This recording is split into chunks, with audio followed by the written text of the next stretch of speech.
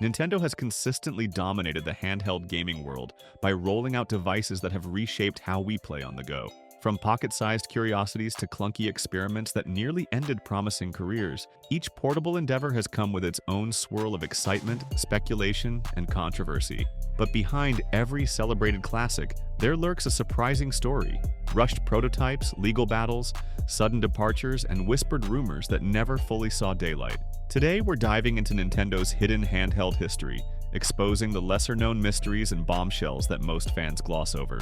Buckle up, because once you catch a glimpse of what really happened behind Nintendo's closed doors, you may never look at these consoles the same way again. Welcome to Gamer Service Announcement. GSA, the more you know. Click that subscribe button and hit on the alert button to get notified about new videos for you.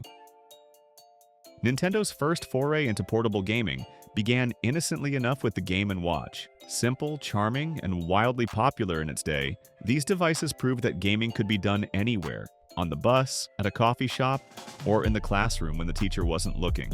Yet, rumors circulated that there were internal doubts about focusing on handhelds. Some company veterans believed that console gaming at home was the only real market. Others argued that small, self-contained games could spark a revolution if done right. Ultimately, the pro handheld side prevailed, and their success gave rise to the Game Boy in 1989.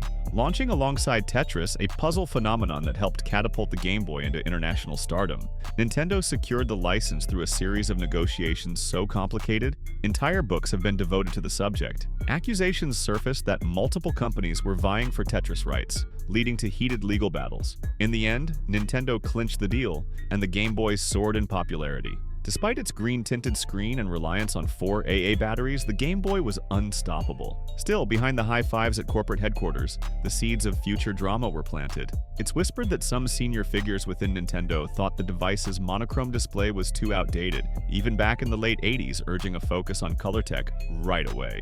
These same insiders allegedly felt overshadowed by Gunpei Yokoi, the creative mastermind behind these portable hits. Speculation suggests the seeds of internal power struggles were quietly sown here, ultimately leading to surprising twists in Nintendo's future. But the company's next bold experiment would prove that not every idea was going to be a slam dunk. Even unstoppable success couldn't stop Nintendo from taking one of its biggest risks yet, and it nearly cost them everything. When word leaked about a new virtual reality handheld, fans braced themselves for something fresh and exciting.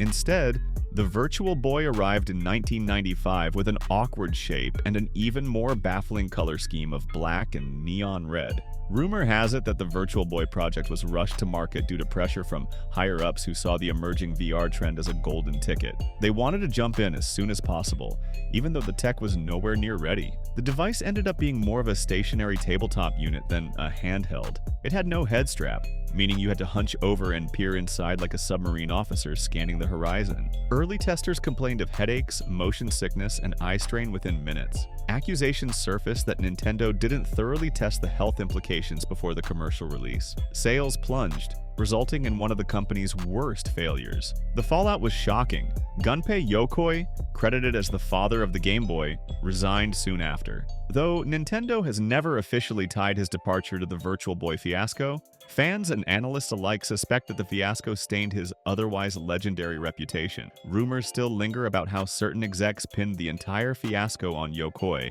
scapegoating him for what was arguably a top-down corporate miscalculation. Overnight, the Virtual Boy became a cautionary tale of pushing unready tech just to ride a hype wave. Nintendo had to act fast to restore its handheld glory, and that meant refining what already worked. Shaken by the Virtual Boy disaster, Nintendo returned to the comforting embrace of the Game Boy lineage. By 1998, the Game Boy Color arrived. Finally, fans got the color display they'd been demanding for years. Yet, inside the company, rumors circulated that color technology for the Game Boy was feasible a lot earlier, but top brass withheld it to make the eventual upgrade more profitable. Whether or not that's true, the timing was perfect. Pokemon Mania was igniting, and color made those little pocket monsters all the more vibrant. Soon, the leap to Game Boy Advance, GBA, in 2001, took Nintendo portables into a fresh era of 32-bit horsepower, akin to a Super Nintendo in your hands. This was an exciting leap, but many developers quietly grumbled that the GBA's lack of a backlight was a deliberate cost-cutting measure. Fans improvised with third-party worm lights just to see their games in the dark, sparking mild controversy over Nintendo's design priorities. But the drama didn't stop there. The GBA was iterated upon multiple times with lightning speed. The Game Boy Advance SP introduced a front-lit and later a backlit screen in updated models plus a folding design. Some accused Nintendo of feature dripping, meaning they deliberately rolled out incremental improvements across multiple versions to squeeze out repeated purchases. The Game Boy Micro, an absurdly tiny yet adorable variant, sparked further confusion when it arrived after the Nintendo DS was already on the market. Fans were baffled as to why Nintendo would revisit GBA hardware so late. Some speculated it was simply to push more hardware sales or to appease collectors. Nintendo never said much, but it certainly kept their name in the news. Just when it seemed like the Game Boy brand would reign forever, Nintendo made a move that dropped the name entirely. In 2004, Nintendo introduced the Nintendo DS, shocking consumers by ditching the iconic Game Boy brand. Instead, they hyped the new console with slogans like, "Touching is good," focusing on its innovative dual-screen layout, one of which was a touchscreen operated via stylus. But rumors abounded that some within Nintendo insisted the DS was only a temporary third pillar, not a successor to the Game Boy line. Why? Possibly because investors weren't convinced an experimental two-screen device could carry the company's entire portable future. The DS also ignited controversies around hardware durability. Early models had a fragile hinge that easily cracked, prompting frustration among parents whose kids broke them accidentally. Online forums from that time are littered with claims that Nintendo's quality control slipped. Others argued that the concept of two screens was just a gimmick.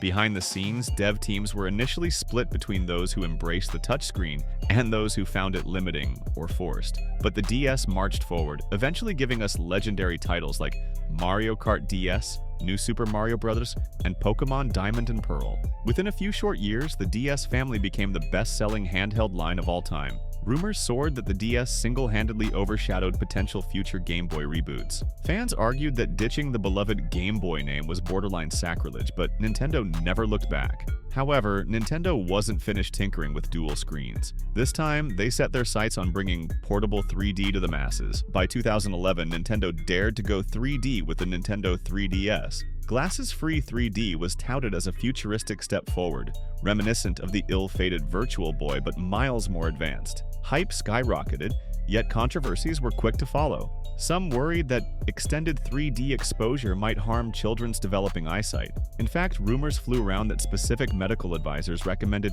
age warnings be attached to the console, prompting a wave of caution labels. Parents complained, and Nintendo found itself addressing concerns about eye fatigue, headaches, and disclaimers that younger kids should keep the 3D slider turned off. Despite the drama, the 3DS had a strong software lineup. Super Mario 3D Land, The Legend of Zelda, A Link Between Worlds, and Animal Crossing. New Leaf showcased how 3D depth could immerse players. Yet a puzzling pattern emerged. After the novelty wore off, many players simply dialed down or switched off the 3D entirely. As time went on, game developers themselves began to skip robust 3D features, prioritizing performance over visuals. Then came the Nintendo 2DS, a wedge-shaped system that removed the clamshell design and the 3D altogether.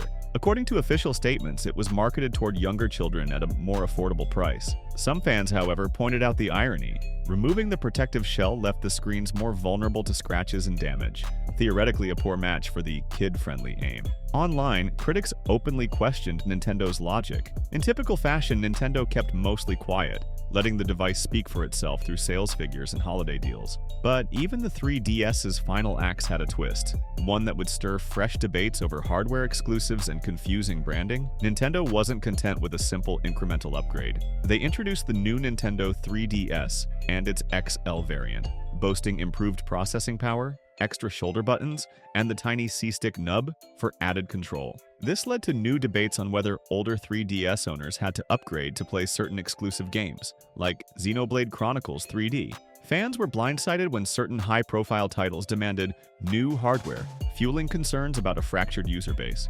Simultaneously, the naming caused more confusion. New Nintendo 3DS XL or New 2DS XL. Retailers sometimes struggled to convey the differences, and parents were seen scratching their heads as they debated which system was truly new.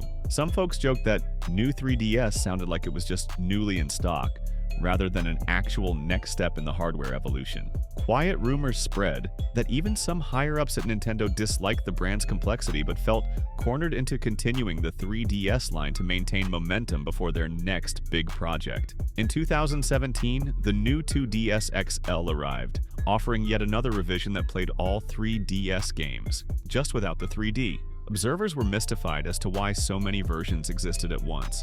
Critics pointed out that too many iterations might cannibalize sales or confuse potential buyers. Regardless of the swirl of skepticism, each release found its niche audience. But Nintendo was about to make an even bolder claim, one that merged handheld and home console forever. With the next device, Nintendo uprooted tradition entirely, aiming to unify portable and living room gaming in one stroke. By 2017, Nintendo introduced the Switch, a hybrid console that can dock to a TV or be played entirely in handheld mode. Immediately, fans marveled at being able to take major AAA titles like The Legend of Zelda, Breath of the Wild, or Super Mario Odyssey on the go. In many ways, the Switch realized the long-held dream of powerful portable gaming. The hype was enormous, but no console is free of controversy. Before long, accusations surfaced about widespread Joy-Con drift, where the analog sticks register phantom inputs. Lawsuits cropped up, and consumer rights groups started shining a spotlight on Nintendo's repair policies. While Nintendo offered free repairs in some regions, critics argued it was too little, too late for a problem that seemed embedded in the controller's design. This legal pressure put the company on the defensive, tarnishing its otherwise sterling Switch success story. Then came speculation about a Switch Pro, swirling for years with claims of an upgraded model featuring more power, better screens, or 4K support. Nintendo remained tight-lipped, fueling constant rumors that the Switch's hardware refresh was right around the corner. In 2021, the Switch OLED arrived instead, an improved screen but still no major power boost. Some fans felt misled by rumor after rumor, while others simply enjoyed the refined display. Meanwhile, the Switch racked up staggering sales numbers, inching closer to becoming Nintendo's best-selling system.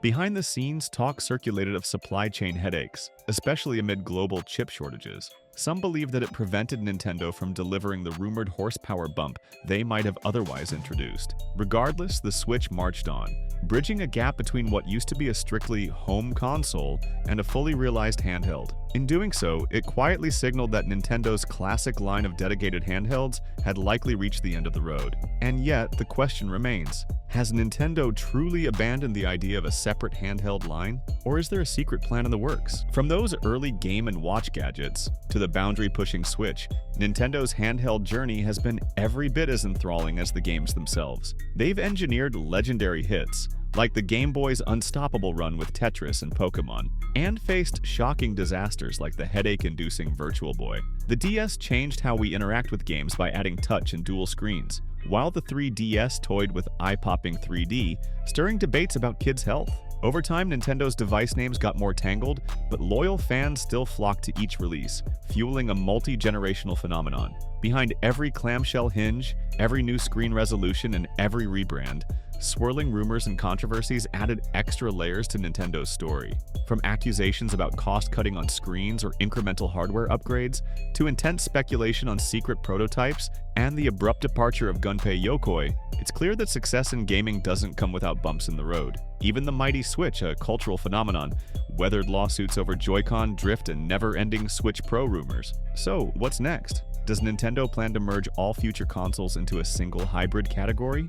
Or could a brand new handheld juggernaut appear out of nowhere one day? History tells us never to doubt Nintendo's power to surprise. For now, the stage is set for endless speculation. Could the next big leap be more shocking than the Virtual Boy meltdown or the 3D fiasco? If one thing's certain, it's that Nintendo relishes bold innovations, even if those gambles occasionally backfire. And that's the saga of Nintendo's handheld empire, brimming with triumph, mired in controversy, and fueled by unstoppable creativity. Next time you pick up your Switch or spot an old Game Boy at a thrift store, remember the untold stories simmering beneath those plastic shells. After all, there's far more to this portable lineage than meets the eye, and the wildest chapters may still lie ahead. If you like this, be sure to subscribe and hit that alert button for more awesome videos. Gamers Service Announcement: the more you know.